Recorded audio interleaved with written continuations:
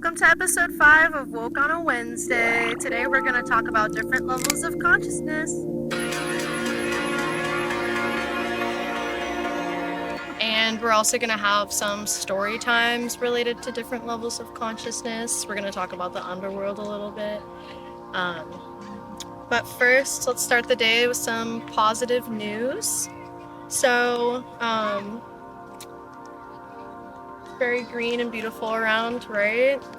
And we can keep our cities this way too with a super easy greening method. I'm gonna throw this up on the screen.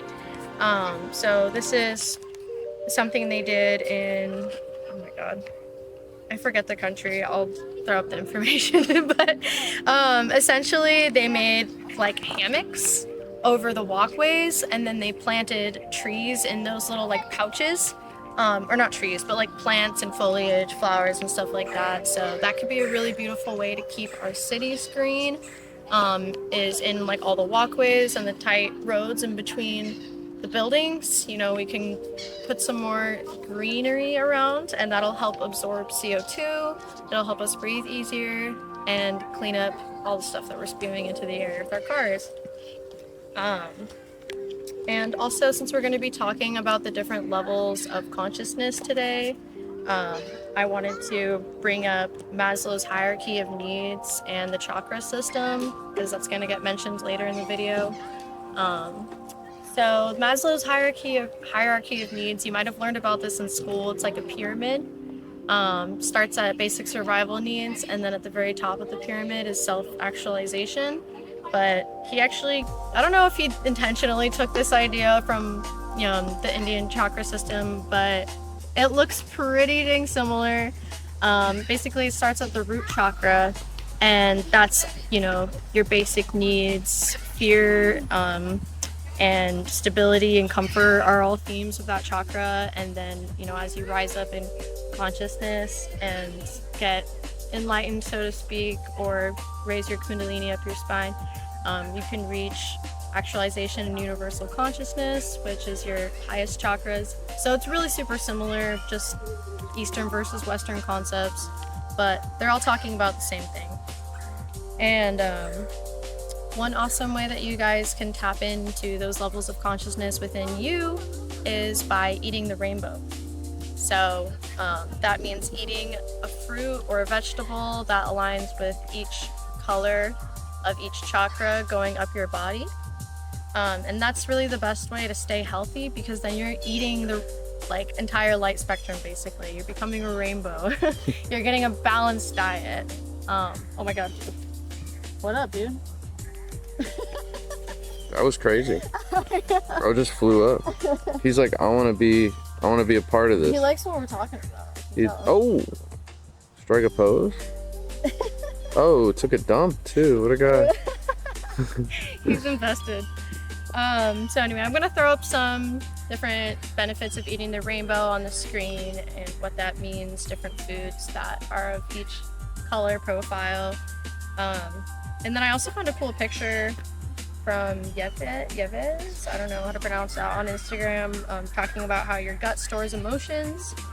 And that's actually perfect, like, for what we're talking about, because there's a lot of scientific evidence behind different body parts reacting to different emotions, and that also ties into what you eat. So if you're having, you know, emotional issues or mental issues in your life, there's certain foods that you can eat that will help you align to a higher frequency and resolve those issues. So that's what I have for you today on news, and let's get into some story time.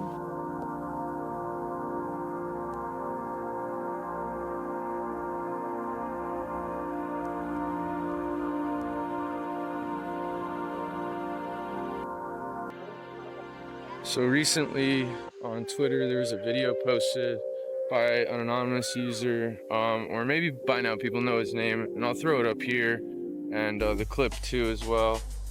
He developed something using Python 3.1, which is essentially what AI is trained with, and it allows him to remap his face in real time with any kind of face that he selects.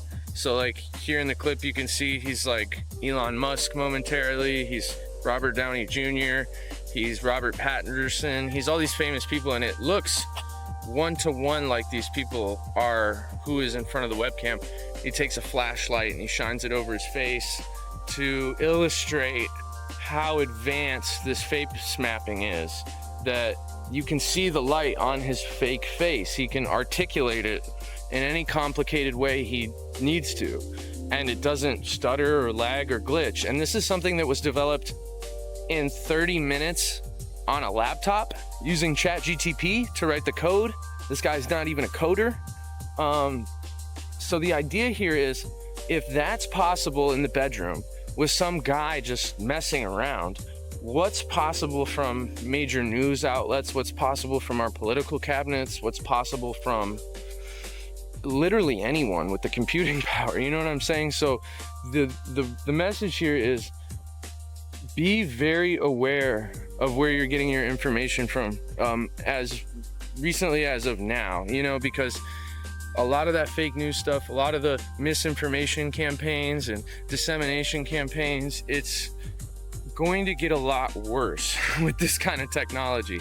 So we really need to start vetting when these things happen, where they happen. And my idea is that we need to switch to a form of social media that's almost powered by Twitter.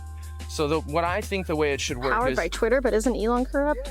well, like in a way of like a social, it's like a social powered news article, sort of like, okay, here's the concept. News articles posted from a major outlet, let's say it's, you know, Wall Street, right?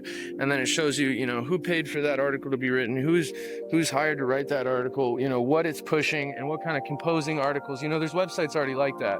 But what they don't do is allow us, the people, to vote and say what we experienced, right? So it's like, let's say something happened in Seattle and there's a big hubbub about the legitimacy of the event itself.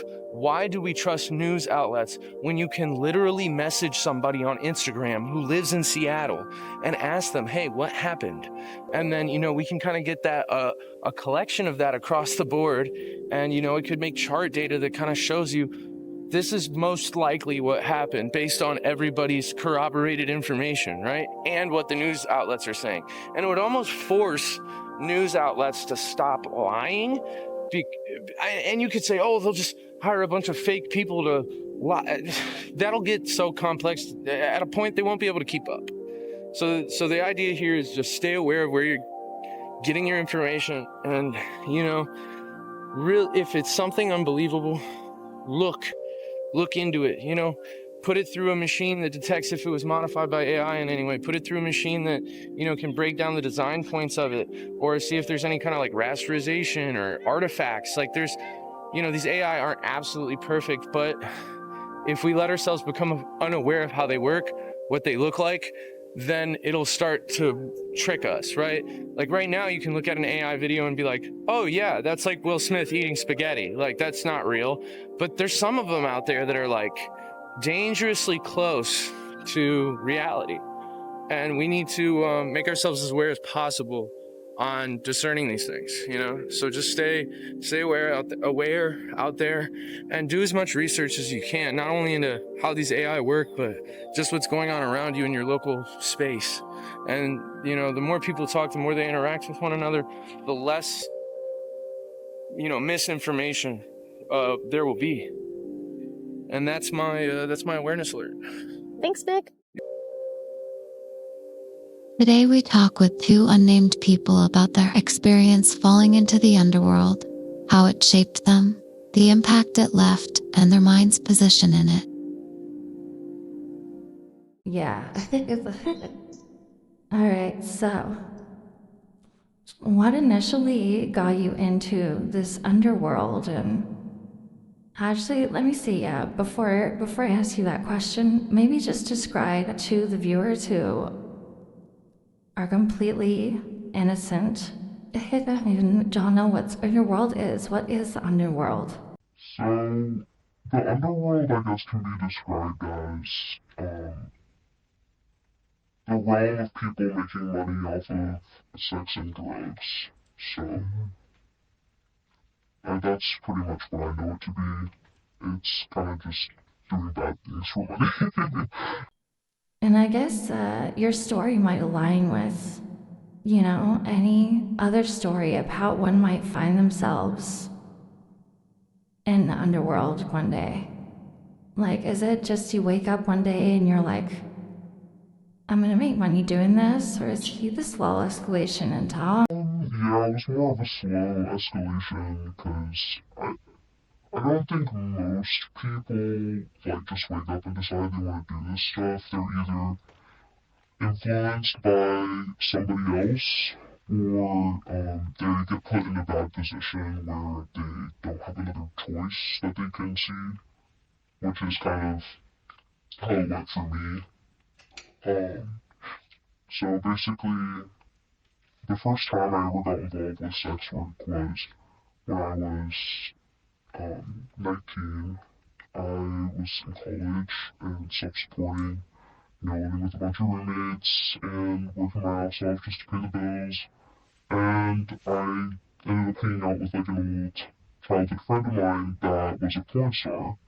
And she was just kind of like bragging about how much money she made just from hanging out with guys. She was like, yeah, I have these like sugar daddies where all we do is hang out and they take me out to eat and they like pay me hundreds of dollars a month just to exist. And I was so like broke at the time, like just surviving off ramen packs and like worried about how I was hard. Yeah, I was worried about how I was gonna even pay rent.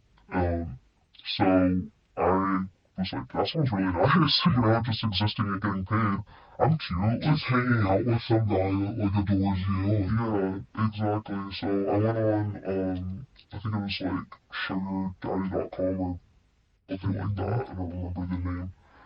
And making a profile so that I could find one of these sugar daddies to just pay me to exist. That was all I wanted it to be.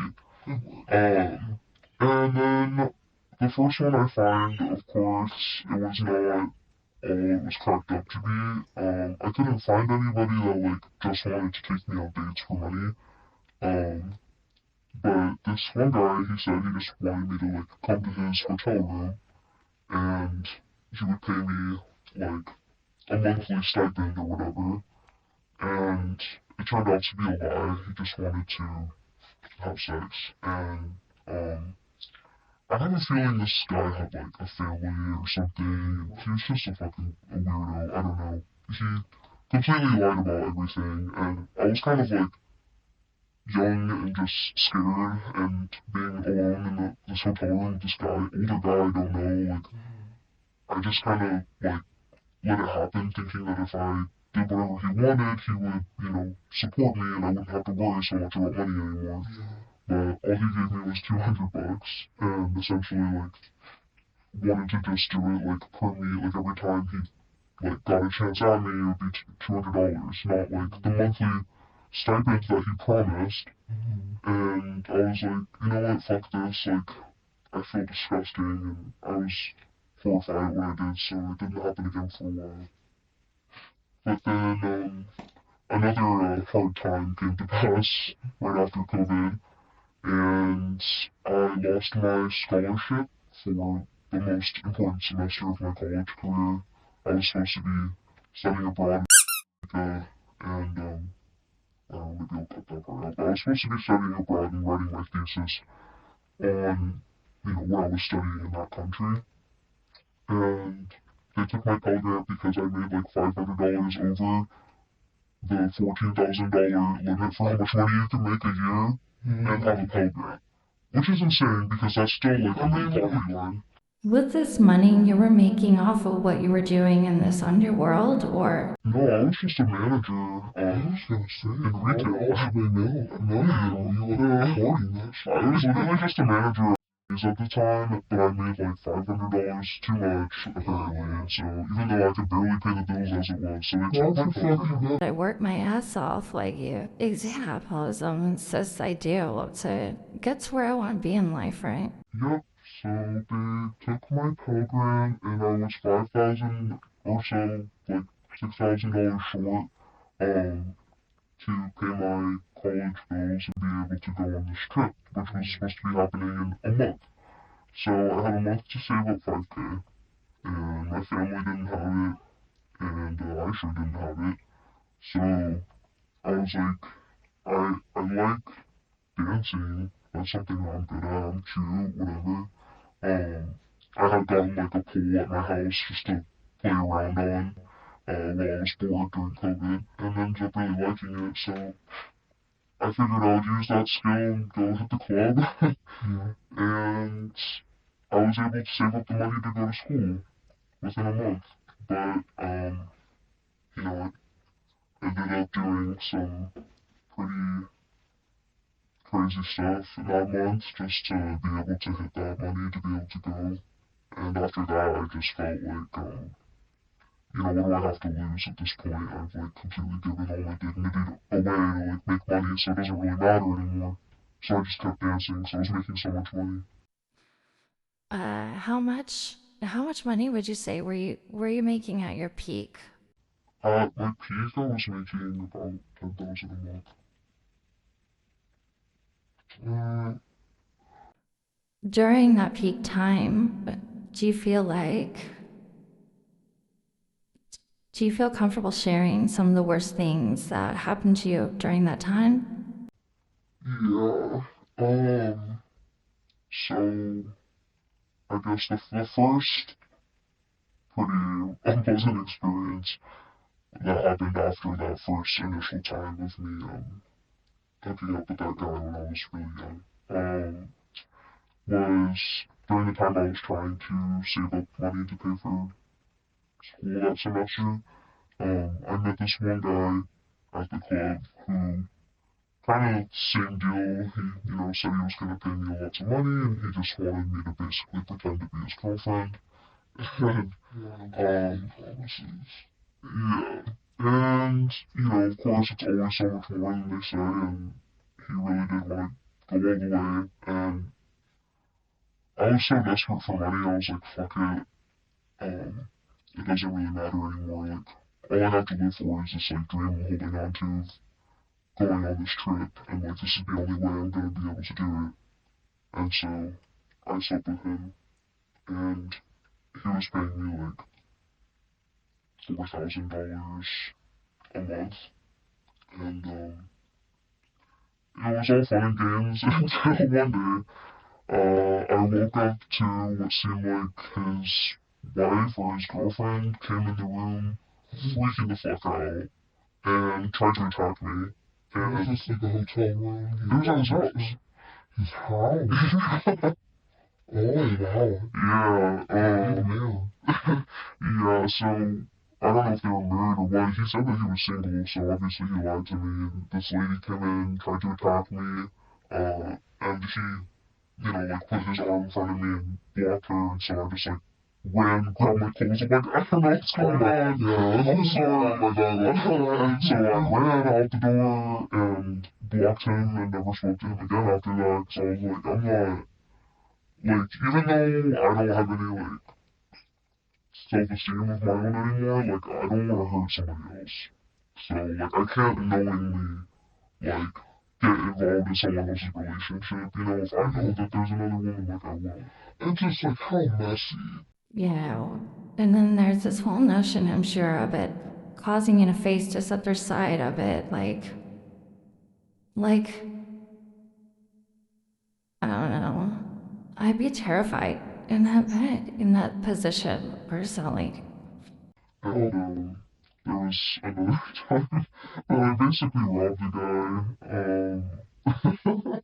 It's kind of funny because, I don't know, I feel like he kind of deserved it, not gonna lie, but, I would never do it again. But, I mean, pop off, please. It was a similar situation. It was a guy, but this one I knew he had a wife and kids, and he wanted me to come over and, do you know what? And I was like, in my mind, I was tired of the shit. I was like, I can't be doing this anymore. So I'm just gonna like take the money and run. And so I went all the way to his house, got him to pay me first, and then I was like, okay, can you go make me a drink? And so he goes to the kitchen. And while he's in the kitchen, And then I blocked him. Honestly, God. He paid me like $1,200. Hell yeah. Just to go into his house and drink yourself. That's all you do. I bet you don't think twice if it can't be from his wife having a wife and kid at home. Right. Like, how you gonna bring a stripper to your house where your kids normally sleep? Yeah. Just because they're not there that night? And like, yes, dude. You're willing to drop $1,200 on a night where you can't pay for hotel room? Get real. Yeah. That's fucking pretty wild. And the wife, and the bed that your wife sleeps in is crazy. It's so sick. Anyway, but yeah, that was another pretty naughty thing, was kind of robbing somebody. And then you say like this underworld showed you the worst of men, of people. Yeah. I mean, of people and men, because there's a lot of women in the industry too that would do anything to snake you for money. And so on that, go back side of it. Like, did you ever get into it with like girls you work with, were partner with?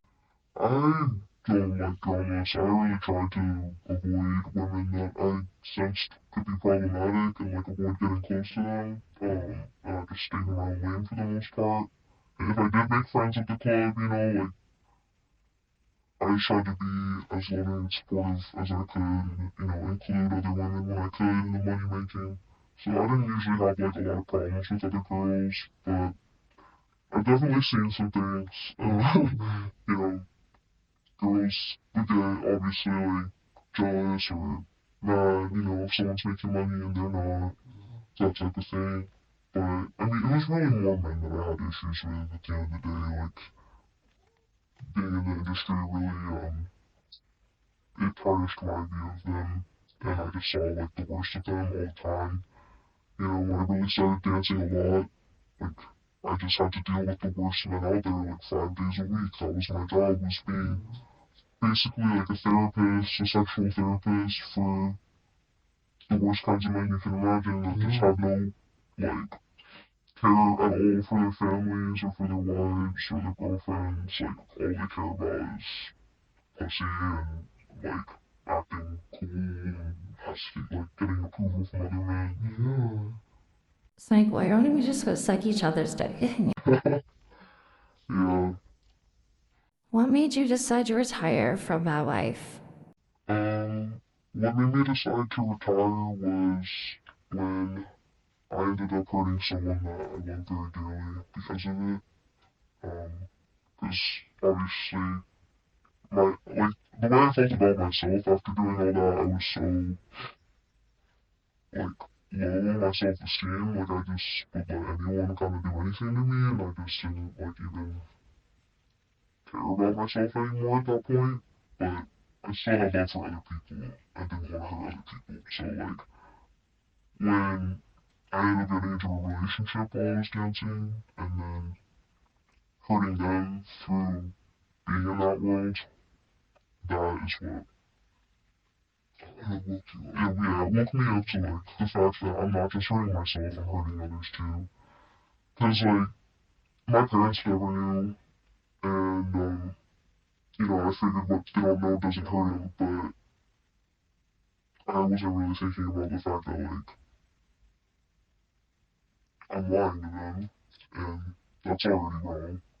And then, if they did know all the things that I did, like, it would bring my mom to tears, and that ended up becoming true. They found out, when my ex-partner told them that I was dancing, and they were just, like, harassing me every day. Like, you're making your mom cry, you're gonna go to hell, and all this stuff. And, yeah, that just kind of my reality throwing your reality back in your face. Yeah, I think making my mom cry is what broke me, because, like, I knew that she would cry when she found out, so that's why I didn't tell her.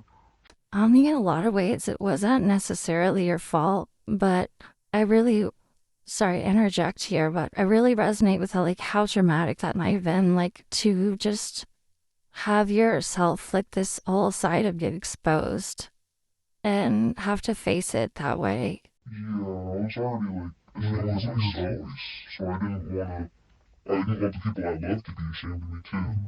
Because I just felt like in my head I was doing what I had to do to survive and to make my dreams come true by having enough money to, fund them, essentially. And I guess I was just like stuck in the survival mode loop of thinking that that was the only thing I was good at was being cute and entertaining men.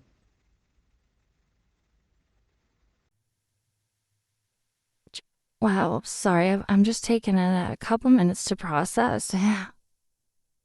um, that's a huge journey to go through in life, especially at such a young age, like being so optimistic and sparkly eyed about the future. And um, I guess I can really relate.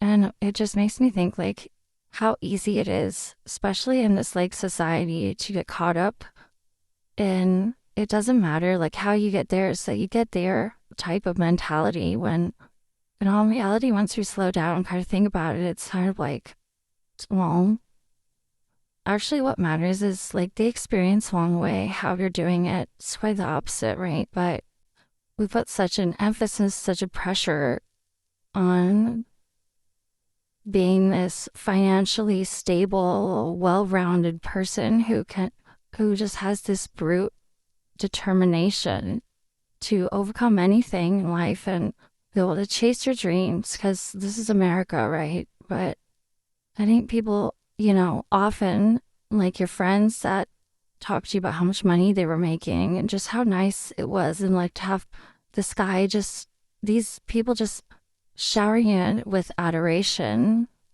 and paying your bills for you, but none of people talk about like the dark reality of what it takes to go there. Yeah, And yeah, sorry for my interjection there and in my tangent, but uh, where did where did you feel you were at in the consciousness pyramid? Did that plague your life? Could you tell me that? Um, Many times I liked to think that I was self-actualizing through saving up money for my, dreams. Because my plan for my future was like always in my head. I just thought that I had to like have enough money to make it happen. And I just realized, now in life that I was wrong about having to sacrifice everything for money to get there. Because in reality, my dreams are not something that like money requires to become true. My dreams go deeper than being rich, and kind of shines light on the toxicity of that type of mentality. yeah. So I think really I was at like the lowest level of consciousness, even though I know I'm like so much smarter than that and so much more spirited than that. I was living in a very low state of consciousness when I was, involved in those activities on and off for the last 4 years because I was just trying to survive, and I felt like I had the weight of the world on my shoulders. I had so many things I had to pay for, and like I was putting all this pressure on myself to like travel and see the world before the world ends. And so I was going on all these expensive trips just back to back, and like all the money I was like making, I would just spend it. So I was like having a hard time saving even enough to like put into my passion project, and I just got caught in like a vicious cycle of always needing more, more, more, more, more. And even though I was making $10,000 a month, it still felt like it wasn't enough. And so that to me makes me feel like I was in the lowest level of survival consciousness because, like, Overspending spiritually, leading to overindulgence. yeah, because I had no self esteem whatsoever. I hated myself. And, I hated being there so much in the club that I had to get super drunk and fucked up to, tolerate being there and tolerate what I was doing and tolerate the people I was around. So that has to be pretty low level consciousness, so I was just feeling like the worst emotions you can feel.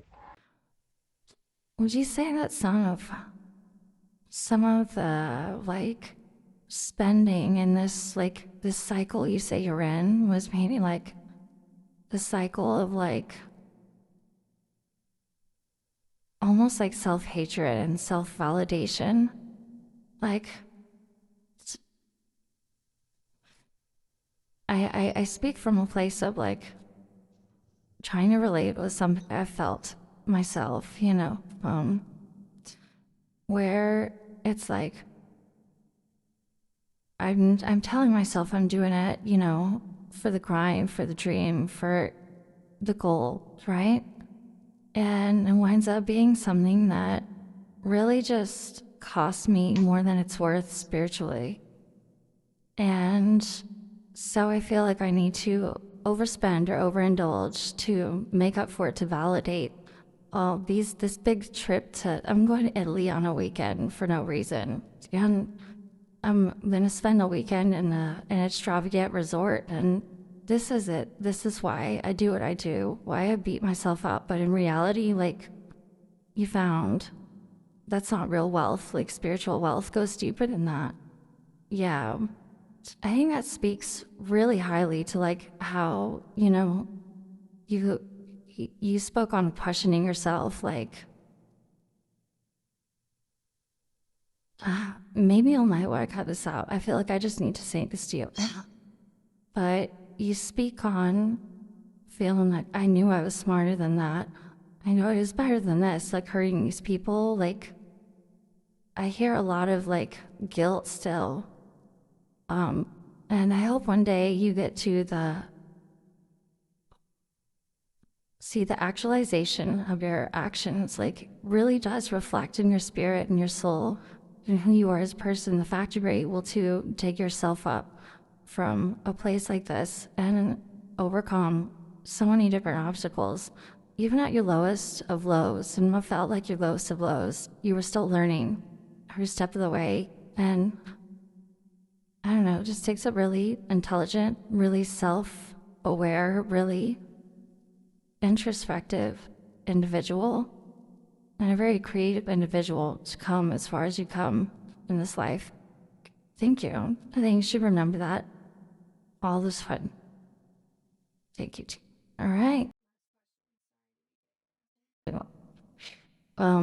Where do you feel you're at now? And what are some of the most profound ways you've felt your consciousness shift since coming out of that underworld? Right now I'm at the top, baby. That's right, that's right. What's it like up there? It's nice. Maybe my income got cut in half, but suddenly I have everything I need, and I have enough. Like it's crazy because like back then I was making double and still didn't have like everything I wanted, but now I'm making half and I do have everything that I wanted, and I just I feel free because I'm making money from helping people, from being myself, from being creative, and back then I had to trade my sexual energy for survival, and that was depleting my ability to be creative. I was completely uninspired during that time, and just drained of like my life force. Like I felt like I had nothing to give, and all I wanted to do was get fucked up to like not feel what I was feeling. And now like I'm sober most of the time, and that's something I didn't think was gonna happen for me in my 20s. um, and it's like, I can, that's the fucking huge place to be.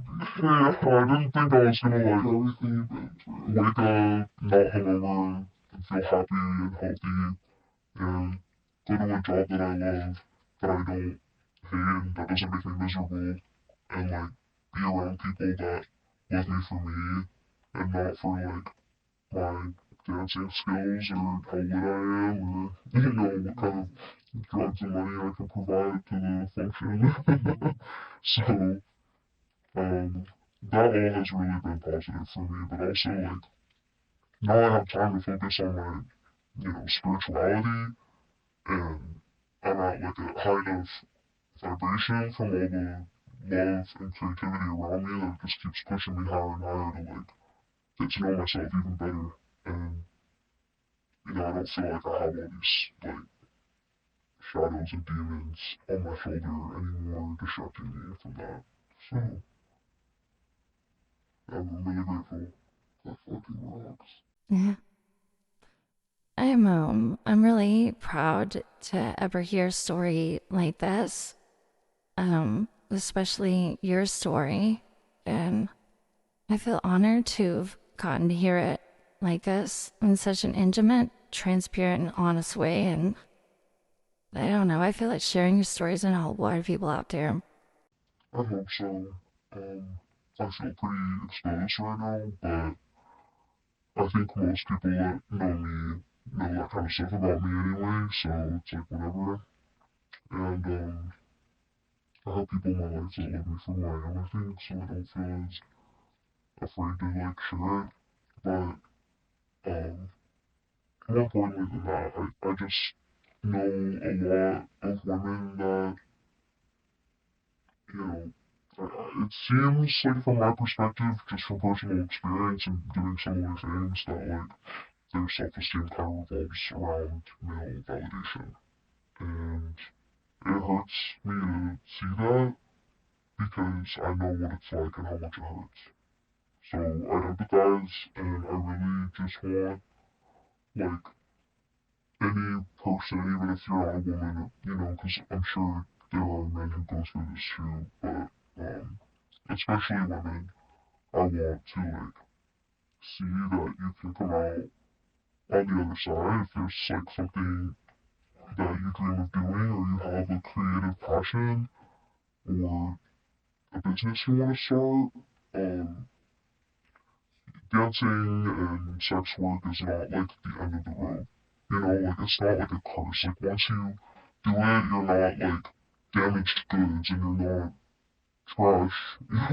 Like you still have creative things that you love to do and things that define your worth that are way beyond your body and the way you look and the sexual favors that you can provide. And so I just hope that anyone with like a creative interest or something that they love doing outside of sex work that they are not afraid to pursue that and that they don't wait until they like have. Oh, no, me too.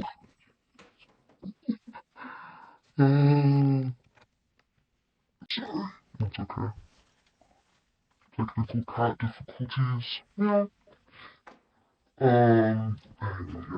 I guess, yeah, not to be like super gamish or whatever, but I just, I have a lot of friends that are in the sex worker industry, and like, I don't judge any of them for what they do. Even if they love doing it and it makes them happy, like, alright, go the fuck ahead. I'm not judging you. But if it doesn't make you happy, and these men are unpleasant to be around, which I know they are, you don't have to put up with that. You're always more than that, and I think that it's really easy to get stuck in a vicious cycle of you didn't like yourself to begin with, so you felt like you had nothing to lose, and then doing what you do just makes you continue to dislike yourself even more until you feel like, hey, I'm comfortable because I'm making so much money, even though it makes me hate myself and my life. But yeah, anyone can get stuck in a job that they hate, whether it's in the underworld or not, um, because they're comfortable with their basic survival needs being met, even though their soul is like an empty void, because of what they're doing. And so I guess I just wanted to like put my experience out there to show that like it is possible to make your dreams come true and come back from the dark depths of the underworld. Or no matter what you're doing, if you don't like it, you don't have to do it. And the transition is probably going to be really uncomfortable and possibly even traumatizing, but it's worth it. Yeah, nothing worth it is really easy. Yeah, but you're capable. Mm-hmm. Big message goes out to a big amount of people. You know, like I had to go through the trenches all over again to renovate myself and lose like almost all my friends and just change everything about my environment and who I hung out with and what I did for work.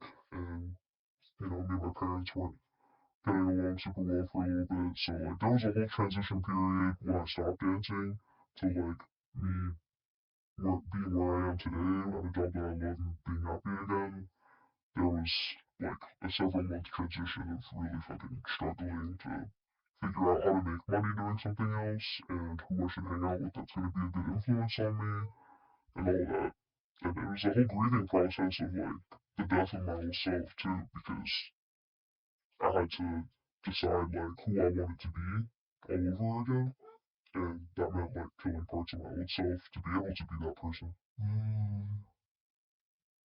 In that rebirth, yeah. Because you can't always like be two things at the same time. Like those things will both exist inside you, but you have to choose like which wolf you feed. That was like the old, I think, Native American metaphor that I heard a long time ago. That like within you there's two wolves, and the one that you become is the one that you feed. So when I was in the underworld, I was feeding the dark wolf, and now I'm feeding the light wolf. Yeah. And the dark wolf will always be within me, but it doesn't have power over me. Right. Right, that power goes to whoever's eating good. Exactly, and the white wolf is eating good. Oh my god. What initially got you into the underworld? Uh, so when I was young, I grew up in a poor town in Michigan. And one day I was in my mom's room playing on her computer. And while I was playing on her computer, she told me that some kid from next door wanted to ride bikes.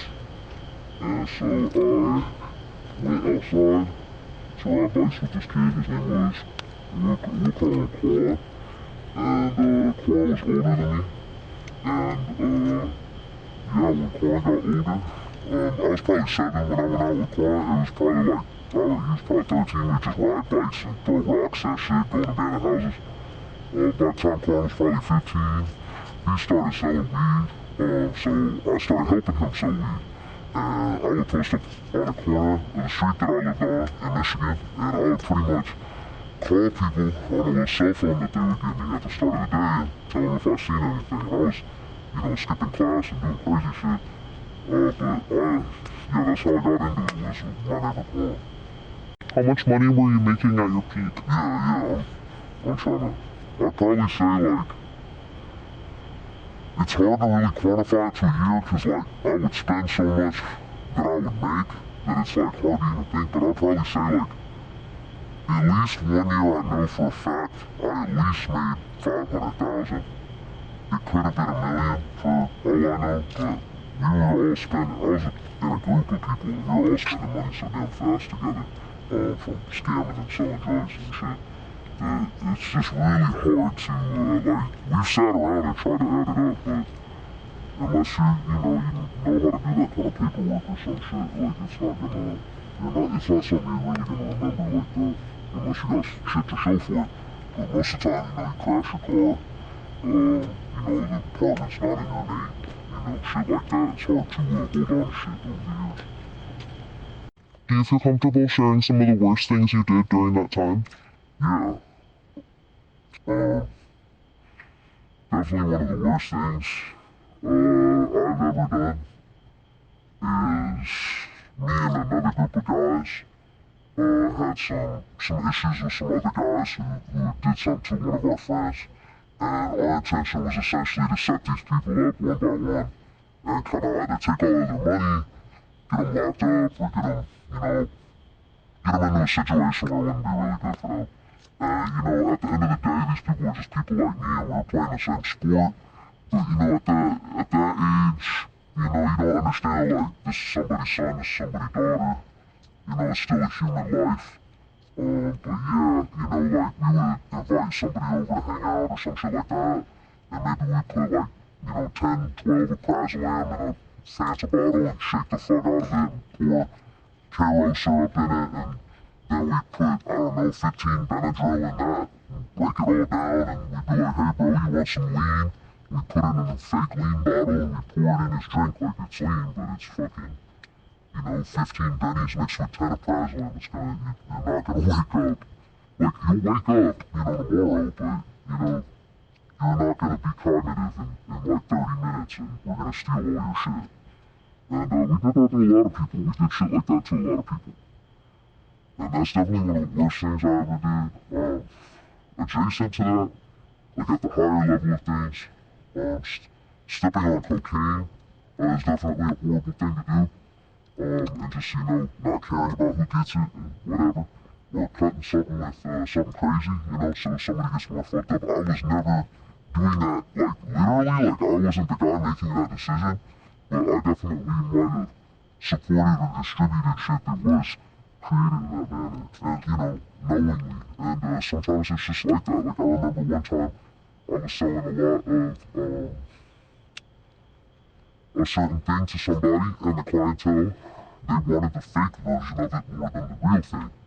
And that's like my business up, so it's like, I have family to support, I got brothers to support, I got people to support at that time in my life, and it just wasn't an option to slow down. You know what I'm saying? It's like at work, if the CEO tells you, oh, we can either fire everybody, or we can, we can use some fake plastic screws for a week, and get off, and that's just kind of how it was.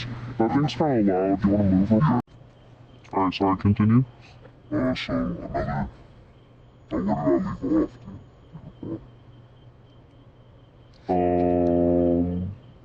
Waste stuff? Oh yeah, so people are wasting shit. That's just how it was. It's definitely a horrible thing to do.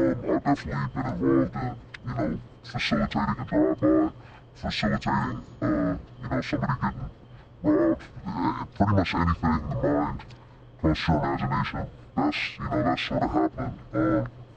I'd probably say one of the worst things, though, I ever got involved with, and it was kind of an accident, was I had met a homie once who met some people at a club, and then a week later I noticed that he started to make a lot more money than the other people I'm around. So I'm like, bro, what do these people got you plugged in with? And he's like, it's this like man whore kind of like plug situation thing. And I'm like, what are you talking about? He takes me to meet this Asian lady. She's got like a Rolls Royce and shit. She's got Quaaludes for sale. Like, I'm talking about the bottles like $40,000. She got 2-3 keys. Like, it was just crazy. She was some Yakuza type shit. And I had a friend who ended up working with her deeper and went on this kind of Yakuza mission. That's a whole other story. But what this guy was doing was pretty much getting people to go on these kind of like prearranged dates with like senators or Congress people or like judges, or maybe it's a football star, or it could be a lady singer, anybody who might be trying to hide themselves from what they're doing in the shadows, right? And so these guys, they sign these contracts thinking that they're like gonna go on these dates with these rich people, and that's usually what it is.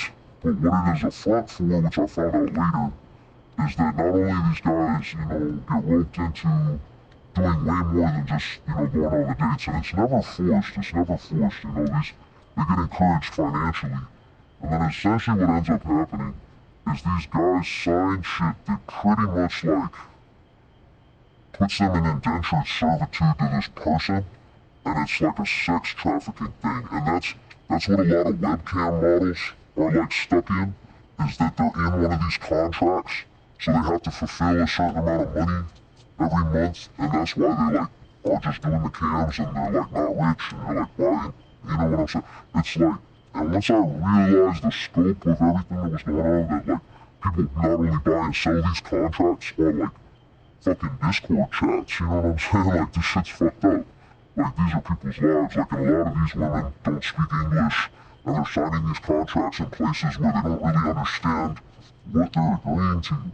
And then it's like, okay, well, what are the repercussions of not, fulfilling this contract, like, is it a legal thing? And it's like, yeah, you're essentially like almost in debt to that amount of money that you're paying off, right? And it's a lot of the money though gets allocated to like your streaming setup and shit.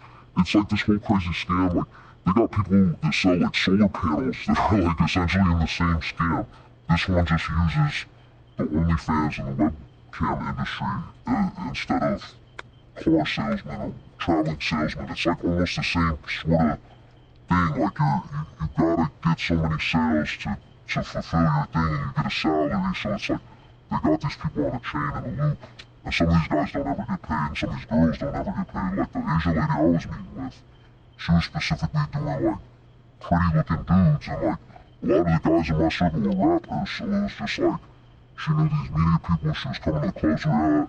And there's a lot of them kind of like predatory industry, media people that be going to these clubs where young people are at. So it's like, so the worst thing you did was participate in that? Yeah, I'd probably say yeah. Yeah, that's probably up there. I mean, like, aside from like taking a human life, but it's like you gotta see the angle of what was going on that day and who that person was. I think if people took the law into their own hands because this person hurt women and children a lot, I think anybody would agree that that person doesn't really need to be walking around anymore, you know what I'm saying? So it's just like I came from a place where we were encouraged to police ourselves because the police wouldn't even be bothered to come there. So, you know, when you hear these stories about, you know, gangsters are crazy and they're gonna kill everybody and they don't care, it's like, no, it is a fucked up thing to hurt a civilian, nobody wants to do that. But when it happens, it's, you know, it's not supposed to happen. And the people that do it on purpose, they're out of their mind, they're role playing, they're living a fairy tale, they're not living by the right way of life. But, you know, so if you stick to that, you know, usually, you know, with some exceptions too, like selling drugs hurts people, that's the things.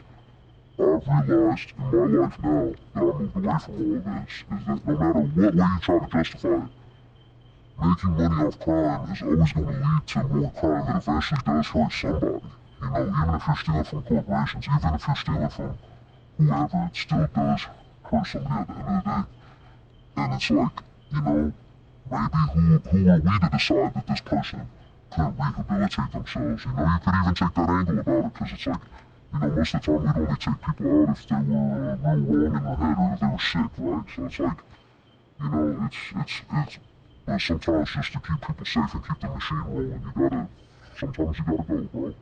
And, you know, that could be the worst thing I ever done. So, like to say, to really pinpoint it to a thing, you know, it's like, kind of not so simple. Because, like, if I really think about it, like, the drugs I sold probably caused more problems in people's lives than anybody I physically hurt.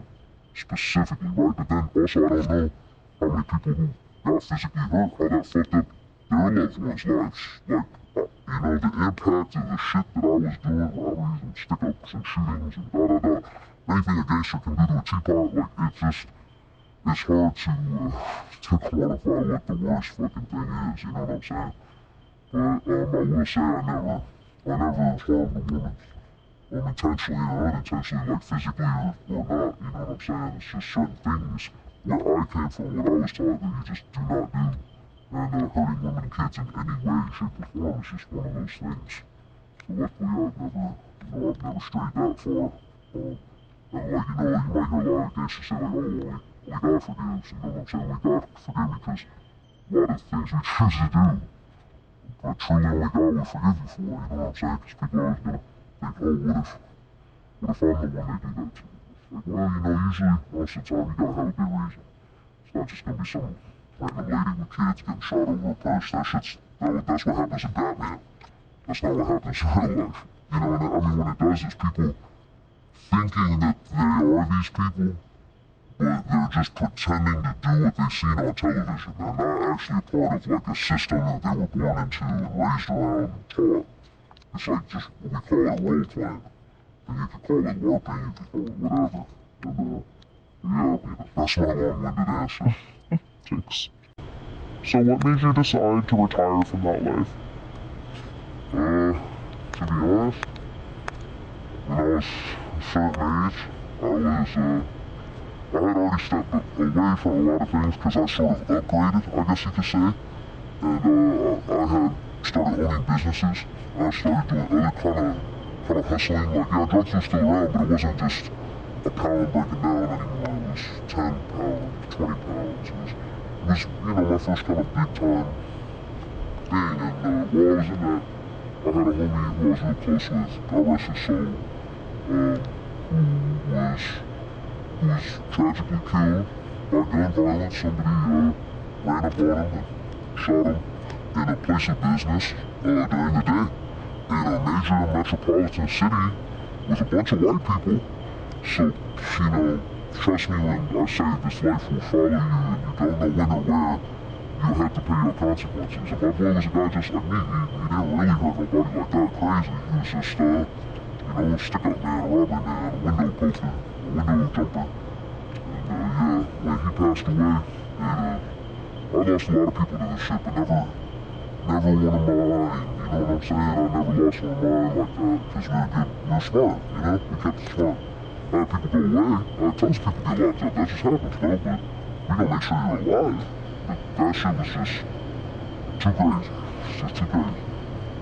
So that's what made you That's what made me stop? stop. Yeah, and then I'd probably say 6 months after that, I stopped, like, all the way.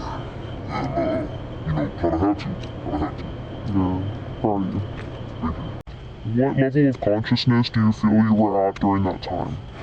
I think I was at the lowest level of consciousness, where you only know the things that, like, people teach you, and stuff that's in your immediate vicinity. Like, if, I know there's a bunch of different houses of thought, like some people say there's 3 levels, or there's 5, or there's 10.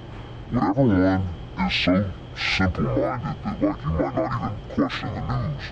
Like, I was as simple gets, you told me something, I thought it was real.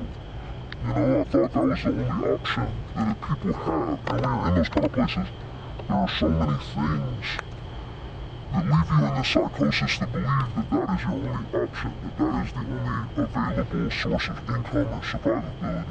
And there's no real avenues that teach people otherwise, at least where I was from at the time. A lot of that stuff is starting to go to the wayside, but it's still out there, you know what I'm saying? It's still a problem. Yeah. So what changed? What level of consciousness do you feel you're at now? I feel like I have reached the Christ level of consciousness. Aside from people that hurt children, I understand everybody. I understand why they might act out. I understand why they might do something crazy. I understand why they might not like somebody because of this or that, or might not like the left side or the right side. Like, I get both sides of the thought, or of any thought, and I think that when you really take the time to understand your fellow man and what led them to believe what they believe, you'll understand way more about yourself. And a lot of the time, you'll find it hard to continue to call these people stupid, to continue to call these people dumb, because a lot of the things that they fall for are very believable things, and in researching how to disprove them, you might fall for it. You might see it, you might believe it, or you might find out that you were wrong. So I think I'm to the point where I want to help others, I want to teach them, I want to educate them, I want to safeguard them, I don't want to hurt anybody, even people that want to hurt me, I want to teach them, why they think they might want to do that is not the right way to think, and I'm not saying anything else, but it's just like,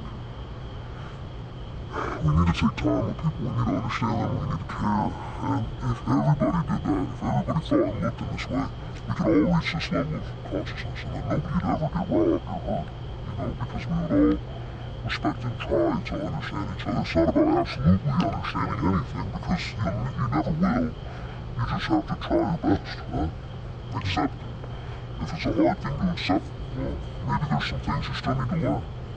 How did you feel like you got to this level? Like, what were some key components of your ascension for your consciousness? Definitely meeting like my foster mom and the things that she taught me, because that got me out of the mindset for a long time while I was in high school.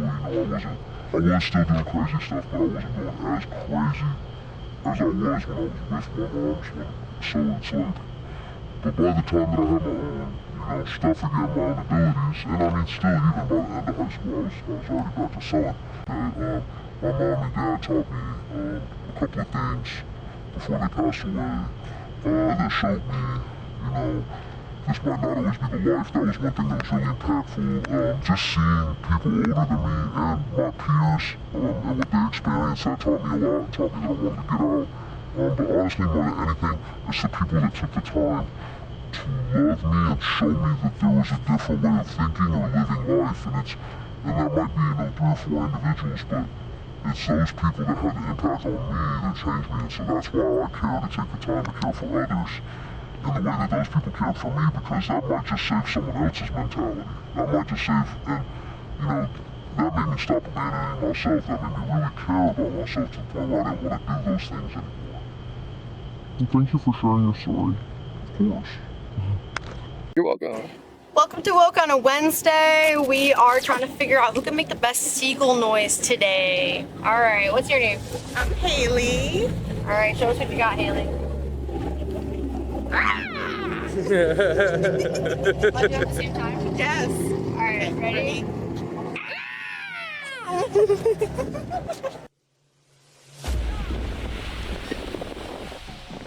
This is the Florida Seagull Noise Contest 2025.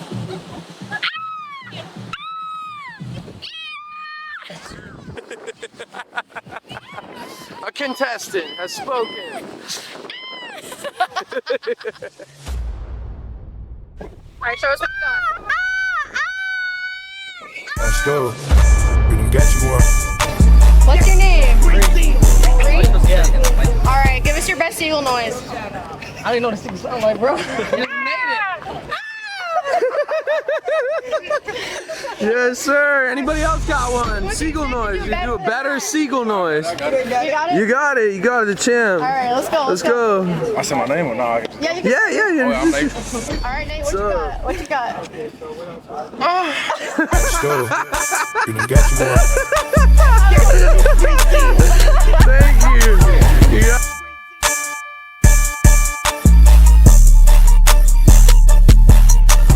Damn, son, where'd you find this? Alright, my name's Haley. What's your name? Ryan. Ryan? Okay. Are you ready? I'm ready. Go. Oh, shit. Can you top that? I'm Christian. Christian, are you ready? Yeah. Alright. Ooh. Okay. What about together? Together. Ready? Yeah. 3, 2, 1. Thank you guys. On our podcast. Hey, this is Sarah. And the little thing I So we're love doing a about the Chick-fil-A contest of who can make the best Smokehouse like barbecue seagull bacon noise. sandwich is that crispy let me print this down. Hold on. and the bun. Okay. You ready? Seagull noise. Yeah, Okay. yeah. Let's get the light on. Thank you. Yeah, Spider-Man. We have Spider-Man here. Give us your best seagull noise. Thanks, Peter. I'm from New York. I don't know seagulls. How about a pigeon? Oh, see, New Yorkers know pigeons. They know the better. pigeons. They know the pigeons. He's familiar with the No, yeah, pigeons. Spider-Man. Yeah, gotta get the picture with the kids, man. Where can I see this podcast? Woke on a Wednesday on YouTube. Woke on a Wednesday. Yeah, like you woke up.